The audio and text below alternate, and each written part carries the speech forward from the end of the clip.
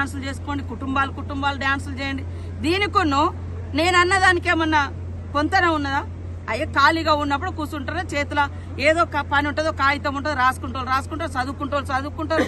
మరి laptop open చేస్తారు. ఆడ కూతుర్లు ఉద్యోగాలు చేసి కూరగాయలు కొనుక్కొని పోయేటప్పుడు ఏంటన్నా అరే వాళ్ళ ఒళ్ళ పెట్టుకొని ఒలుసుకుంటారు కావచ్చు. దాన్ని కూడా ట్రోల్ చేశారని మేము మాట్లాడితే క్యాబరెట్ డాన్సులతోటి, రికార్డుల డాన్సులతోటి పోల్చింది.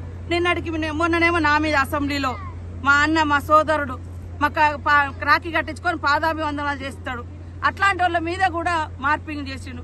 ఇవాళ కొండ సురేఖ మీద అసలు మొన్న మేయర్ మా విజయలక్ష్మి, గద్వాల విజయలక్ష్మి మేయర్ మీద అరే ఎక్కడికన్నా పోతే ఇట్లా నెట్టుకుంటారు కావచ్చు, షేకాండ్ ఇచ్చుకుంటారు కావచ్చు, మాట్లాడుకుంటారు కావచ్చు. ఇంత దుర్మార్గమా? అసలు ఎటుపోతుంది ఈ సమాజం? ఈ బీఆర్ఎస్ పార్టీ ఎటు తీసుకుపోతుంది? 1000 ఏళ్ళు వెనుక పోవాలన్నా ఆడవాళ్ళు ఇంకా బయటికి రావద్దా? పని చేసుకోకూడదా? రాజకీయాలు చేయకూడదా? ఉద్యోగాలు చేయకూడదా? ఊళ్ళు లేలకూడదా?